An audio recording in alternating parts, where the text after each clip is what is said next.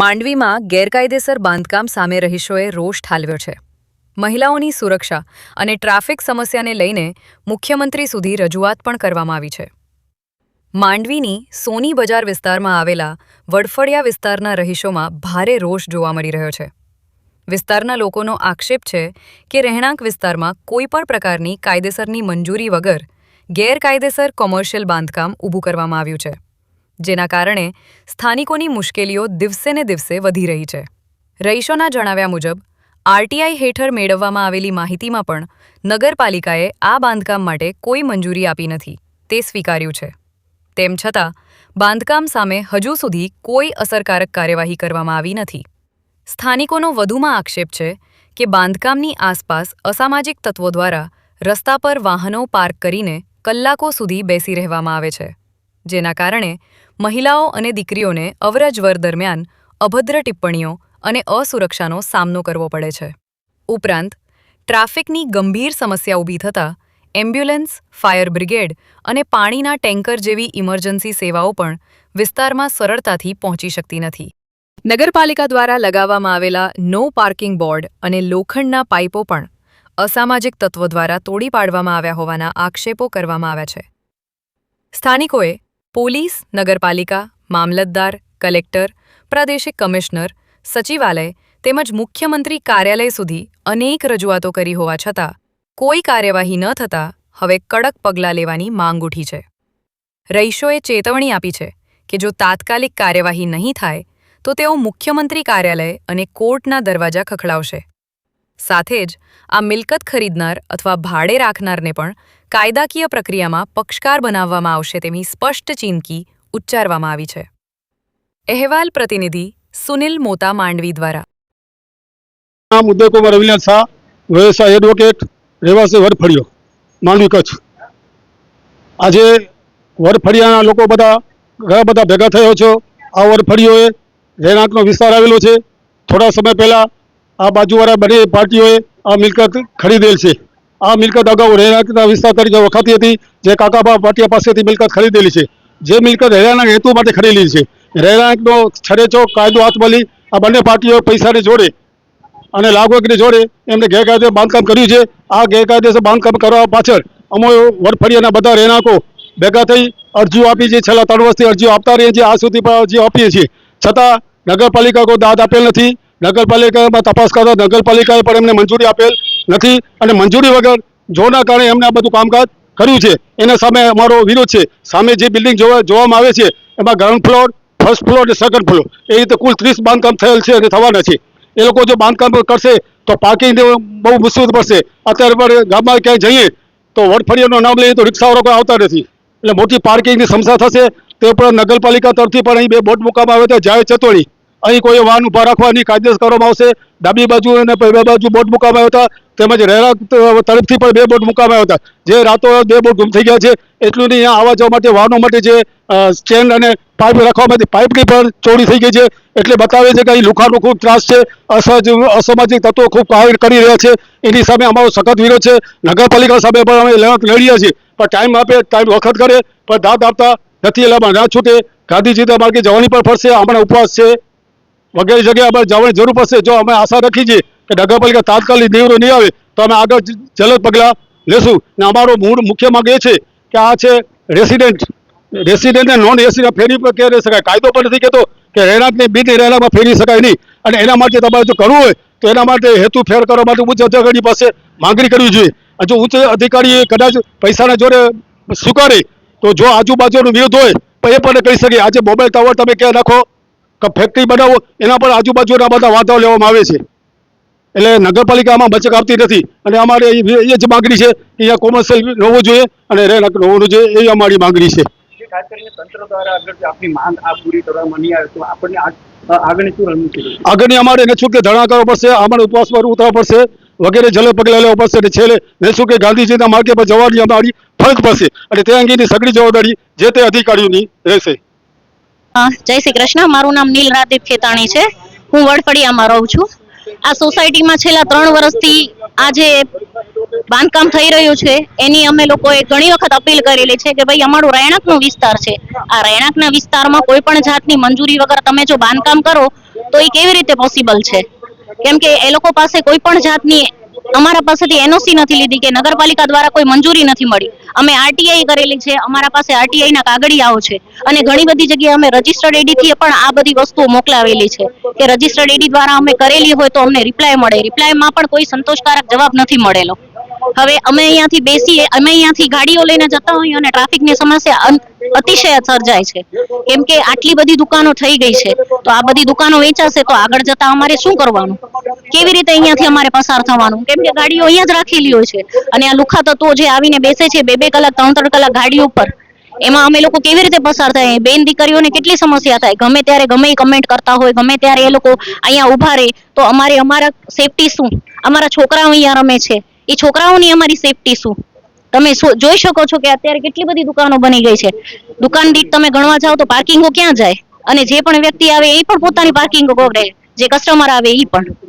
તો અમારે અહીંયા ટ્રાફિકની સમસ્યાના હિસાબે અમને એમ્બ્યુલન્સ નથી આવતી, અમારે રિક્ષાવાળા નથી આવતા, સ્કૂલ રિક્ષાવાળા ના પાડી દે છે કે અમે બાળકોને લેવા નહીં આવીએ, અમારે દૂધવાળા નથી આવી રહ્યા. એવી તો અનેક સમસ્યાઓ અમને ઊભી રહી છે. પાણીવાળા બી ના પાડી દે છે કે અમે પાણી દેવા પણ નહીં આવીએ. તો આ બધી સમસ્યાનો ઉકેલ શું? માત્ર ને માત્ર આ રહેણાંક વિસ્તારમાં તમે જ્યારે આ કોમર્શિયલ બાંધકામ કર્યું છે એ જ ને. આ સમસ્યા મૂળ તો અહીંયાથી ઊભી થાય છે ને, તો એની જવાબદારી કોની? કેમ આ સમસ્યાનો કોઈ નિરાકરણ નથી આવતો? કેમ નગરપાલિકા દ્વારા અમને લોકોને કોઈ સંતોષકારક જવાબ નથી મળતો? અમે સામે તંત્રને સવાલ કરીએ છીએ કે આ બધાનો સંતોષકારક જવાબ અમને કોણ આપશે? તંત્રને અમે માંડવી મામલતદાર, નગરપાલિકા, પોલીસ સ્ટેશનમાં, રાજકોટમાં ચીફ ઓફિસરને માંડવીના, સાંસદ સભ્ય શ્રી, ગાંધીનગર શ્રી, બધી જગ્યાએ અમે રજૂઆત કરી છે અને આ બધે જ રજીસ્ટર એડી કરીને રજૂઆત કરવામાં આવી છે, પરંતુ ક્યાંયથી કોઈ પણ જાતનો સંતોષકારક જવાબ મળેલો નથી. અમે બધે જે વિરોધ કરીએ છીએ એ એક તો મેન કોમર્શિયલ જે રેસિડેન્ટલ છે એમાં કોમર્શિયલ એ લોકો બાંધકામ કરે છે અને એ પણ ગેરકાયદેસર રીતે કરે છે. અને સમસ્યા એ છે કે મેન સમસ્યા ટ્રાફિકની, કે ટ્રાફિકમાં અહીંયા આ જે સાંકડો રસ્તો છે એનામાં નથી બહારથી કોઈ ટ્રેક્ટર આવી શકતો, પાણીનો ટેન્કર નથી આવી શકતો, રિક્ષા નથી આવી શકતી, કે ગેસના બોટલ જે દેવા આવે છે એ પણ નથી આવતા. નગરપાલિકાના કચરા કાઢવા માટે કે સફાઈ કરવા માટે પણ એ લોકો આવી શકતા નથી. એટલે મેન અમને ટ્રાફિકની સમસ્યા વધારે નડી રહી છે ને ખાસ કરીને તો તમે પાછળ જોઈ શકો છો કે જેમ તેમ ખડકાવેલા છે વાહનો ને આગળ સુધી ખડકાવેલા હોય છે. એટલે અમારી ખાસ એ છે કે ટ્રાફિકની વ્યવસ્થા થાય અને તંત્ર આનું એક્શન લે. મારું નામ મિત્તલ વસંતકર ગુસાઈ છે. અમે અહીંયા વડફરિયાના રહેવાસી છીએ. અમને આજે રેસિડેન્સીમાંથી કોમર્શિયલ થયો છે એનો માટે અમે ભેગા થયા છીએ, એનો વિરોધ માટે. અમે બધી જગ્યાએ અરજીઓ કરેલ છે. જે તે સમયે જ્યારે તૂટ્યો હતો અને કોમર્શિયલની શરૂઆત થઈ હતી ત્યારે અમે અરજીઓ આપેલી છે મામલતદાર શ્રીને, કલેક્ટર સાહેબને, નગરપાલિકામાં, ગાંધીનગર સચિવાલયમાં, રાજકોટમાં, સાંસદ સભ્યશ્રીને, વિનોદભાઈ ચાવડા સુધી, ભૂપેન્દ્રભાઈ પટેલ સુધી દરેક જગ્યાએ રજીસ્ટર એડીથી દ્વારા એ લોકોને અમારે કોપી મોકલેલી છે, જ્યાંથી અમને ક્યાંયથી સંતોષકારક જવાબ આપવામાં આવેલ નથી. અમારી ત્યારથી લડત ચાલુ જ છે. પરેશભાઈ સોની છે, હું વડફળિયાનો રહેવાસી છું. મારી પાછળ તમે જોઈ રહેલા છો એ પહેલે હતું રહેવાસી એરિયા, મતલબ કે રેસિડેન્ટ એરિયા છે. તો હવે એ રેસિડેન્ટ એરિયા અને કોમર્શિયલ એરિયામાં ફરાવ્યું કેવી રીતના? આજે 2024ની અંદર એમને રેસિડેન્ટ્સમાંથી ફગાવી અને એમને શરૂઆત કરવાની ચાલુ કરી દીધી હતી. અમારો ત્યારથી વિરોધ હતો. હજુ સુધી એમને વારંવાર અરજીઓ કર્યા પછી પણ જો કોઈ જવાબ ના આવતો હોય તો તંત્ર સૂતું હોય એવું અમને લાગી રહ્યું છે. જો તંત્ર જાગે તો આનું નિવારણ આવી શકે એવું છે. તો મારી એવી અરજી છે કે આ તંત્રને સૌથી પહેલે આ જે પણ માલિકો છે એ માલિકોને પહેલે બોલાવી અને એમને કાં તો એમને એ વસ્તુ પૂછો કે ભાઈ કઈ રીતનું તમે બાંધકામ કરેલું, કાં તો હવે તંત્ર જાગે અથવા તો અમારે ધારણા પર ઉતરવું પડે. બેમાંથી એક રસ્તો છે. તો મહેરબાની કરીને તંત્રને અપીલ છે કે આ બનતું હોય એટલું જલ્દી નિવારણ લાવી આપો. મારું નામ પૂજા પાટ સોની છે. હું વડફરિયાની નિવાસી છું. આ બધા અત્યારે એટલે એકત્રિત થયા છે કારણ કે રેસિડેન્શિયલ પ્રોપર્ટીને કમર્શિયલ કરવામાં આવ્યું છે વગર એનઓસીએ, વગર નગરપાલિકાની મંજૂરીએ. તો ભૂમાફિયાઓએ જે કબજો કર્યો છે અને ગેરકાયદેસર પ્રોપર્ટી ઊભી કરી, તમે અત્યારે જોઈ શકો છો કે એટલું મોટું બાંધકામ થઈ ગયું છે. 2024 થી અરજીઓ કરવામાં આવી છે. નગરપાલિકા હોય, રાજકોટ, ગાંધીનગર, બધી જ ઠેકાણે અમે અરજીઓ કરી છે. એક મધ્યમ વર્ગના નાગરિક એટલા દોડે છે, પણ છતાં પણ અમને સરકાર તરફથી કોઈ જ સહાય નથી મળતી, કોઈ સંતોષપૂર્ણ આન્સર નથી મળતો. ને અહીંયા રાતના બધા ગુંડા લોકો બેઠા હોય છે, અમે નડતર કરીએ છીએ, અમને આવું જવું મુશ્કેલ પડે છે. અમારી બેન દીકરીઓ, અમારા બાળકોને રાતના પણ નીકળવું હોય ને તો એક ભયનો માહોલ ક્રિએટ થઈ જાય છે. આ પોતાના જ ઘરમાંથી નીકળવા માટે જો વિચારવું પડે ને તો એક બહુ મોટી સમસ્યા છે, ને અમે એ જ સમસ્યા માટે આજે ભેગા થયા છીએ. ભૂમાફિયાનો જે કબજો છે એ અમને તોડાવવો છે. અમને એક જોઈએ છે કે અહીંયા પાર્કિંગ ન હતી, છતાં પણ અહીંયા જો આટલી પાર્કિંગ થતી હોય, અત્યારે પણ ઘણી બધી ગાડીઓ છે, આટલી બધી એપ્લિકેશન આપ્યા પછી, એટલું બધું દોડ્યા પછી પણ એક મધ્યમ વર્ગનો વ્યક્તિ એક સંતોષપૂર્ણ નિર્ણય પણ ન લઈ શકતો હોય સરકાર પાસેથી, તો એક બહુ દુઃખદ વસ્તુ છે ને અમને એનો જ નિદાન જોઈએ છે. આ વોર્ડ નંબર 7 માં આવેલો છે અને 2024 થી અમે આ બધી રજૂઆત કરતા આવીએ છીએ. જ્યારે આ બાંધકામ તૂટ્યું હતું, રેસિડેન્શિયલ જે હાઉસ હતા એ બધા ડેમોલિશ થયા હતા, ત્યારથી અમે અરજીઓ નાખતા આવીએ છીએ. આજે 3 વર્ષ થયા છે ને બાંધકામ આટલું ચડાઈ ગયું છે કે દુકાનો વેચવાનું ચાલુ થઈ ગયું છે, છતાં પણ અમને સરકાર તરફથી, નગરપાલિકા તરફથી કે કોઈ જ સંતોષપૂર્ણ જવાબ નથી મળ્યો. વિશ્વ પ્રસિદ્ધ મહાનુભાવોની, ભારતના 8 વડાપ્રધાનોની સચોટ ભવિષ્યવાણી કરનાર ભારતીય અંકશાસ્ત્રી જ્યોતિષ શંકર ગોર, ભારતના વડાપ્રધાન શ્રીમતી ઇન્દિરા ગાંધીની વિજયની તથા અકાળે મૃત્યુની સચોટ ભવિષ્યવાણી કરનાર જ્યોતિષી, ભારતના વડાપ્રધાન રાજીવ ગાંધીની વિજયની તથા રાજીવ ગાંધીના અકાળે મૃત્યુની સચોટ ભવિષ્યવાણી કરનાર ભારતીય અંકશાસ્ત્રી, ભારતના વડાપ્રધાન નરેન્દ્ર મોદી 2014માં વડાપ્રધાન બનશે અને લાંબો સમય શાસન કરી 2024માં જીતની હેટ્રિક કરશે તેવી 12 વર્ષ અગાઉ સચોટ ભવિષ્યવાણી કરનાર વિશ્વના પ્રથમ ભારતીય અંક જ્યોતિષી, મંત્રજાપ ગુરુના નંગ વગર મુંબઈ, રાજકોટ, જામનગર, ગાંધીધામ અને ભુજમાં 20,000થી વધારે લોકોને સાચી સલાહ અને સચોટ ઉપાય કરનાર જ્યોતિષીની સાચી સલાહ ઘર બેઠા મેળવો. જ્યોતિષી શંકર ગોર. સંપર્ક કરો 9909602928. એડ્રેસ નોંધી લેશો. Tina house, doctor Bhanji street, છઠ્ઠી બારી, ring road, Bhuj, Kutch.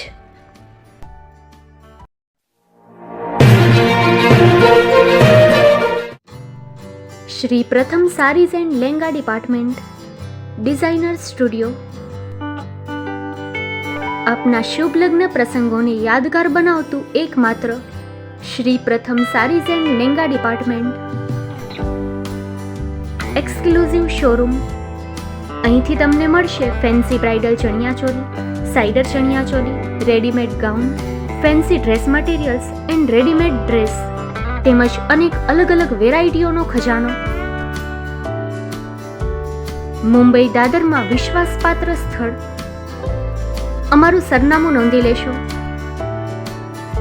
Shop number 5-6 and room number 11-12-123, Hariram mansion, bank of મહારાષ્ટ્રની સામે, દાદા સાહેબ ફાલ્કે રોડ, દાદર ઈસ્ટ, મુંબઈ, મહારાષ્ટ્ર.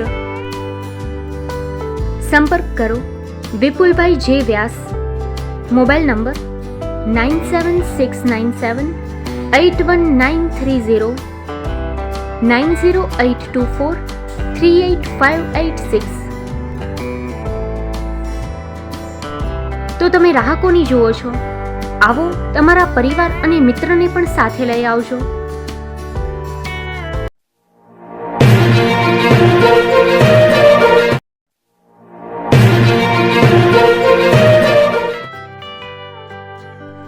મુંબઈમાં ખૂબ જ જાણીતું નામ એટલે Bombay steel.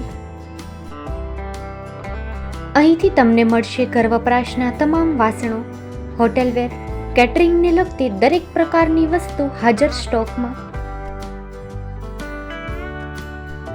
Dinner set, mixer, pressure cooker તેમજ દરેક પ્રકારના સ્ટીલના અવનવા વાસણો ખરીદવા માટે વિશ્વાસપાત્ર સ્થળ.